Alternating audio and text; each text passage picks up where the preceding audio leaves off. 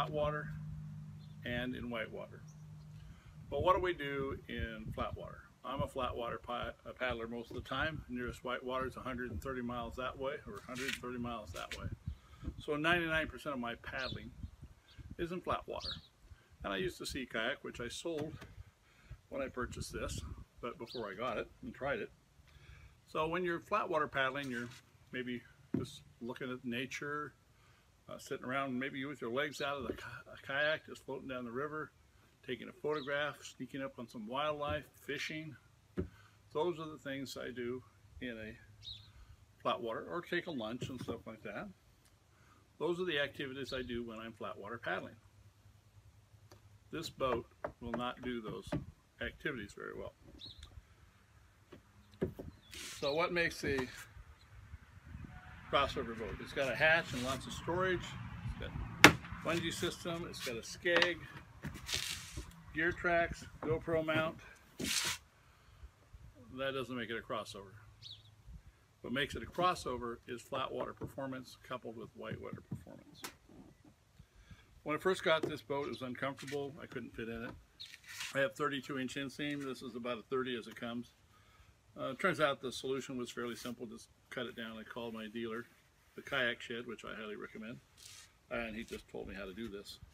A little placard in the bottom of the boat saying if you don't fit in it, go look at the manual at the Jackson site. There is no manual. There is no video how to do this, but it's pretty simple.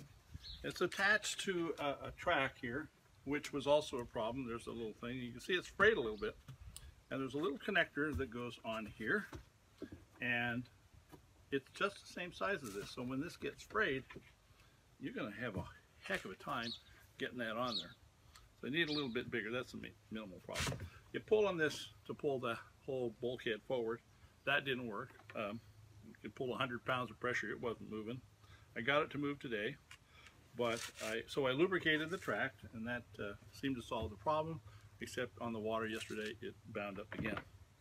So that needs a little work. Having said that, when you look in there, it sort of looks a little loose too. It doesn't look that great, but it is great. It's very comfortable. Like size 14 booties, they're way bigger than this, but they fit in there nicely. It's quite comfortable. The seat is fabulous. Just fits up there. You fit it tight. My wife's got in it. She has a sea kayak. She says, "Oh, this is way better than my sea kayak." Very comfortable. I was in this boat for a couple hours, and that's usually a challenge for me because they have low back issues. Very comfortable seat. Not a flat water boat. Why? Because most of the time when you're paddling, you're going to have a lot of time when you're just going to have the paddle sitting up. You got your hands, camera, whatever. And if you quit paddling this boat, it's going to spin out. So the skeg, which drops down here, it's very easy to use. Just pull it up, pull it out, and it's supposed to solve that. It doesn't. What it does is delay it. If you have the skeg up and quit paddling, you'll spin out in 3 seconds.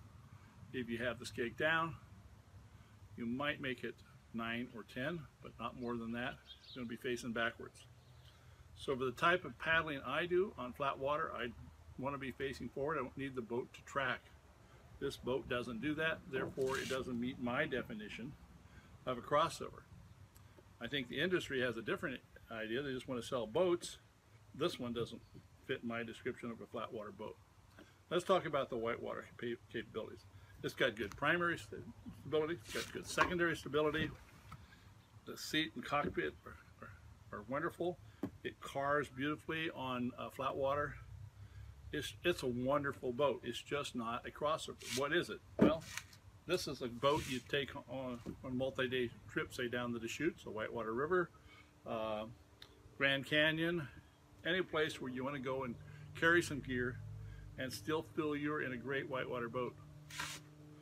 I can't see any reason why you can't do class 4, even class 5 water in this boat. It just handles beautifully. But it's primarily a whitewater boat, and it's a superb one. Very comfortable, well fitted. Oh, and the big thing for me, I struggle to keep getting my skirt on. Keeps on flipping off. I haven't sanded that back, but I put the skirt on the first time it stayed on, the second time it stayed on, one try, no flip off. So in summary, if you're looking for a boat that you can go on multi-day whitewater trips there's no compromise in the whitewater handling, I believe this is your boat.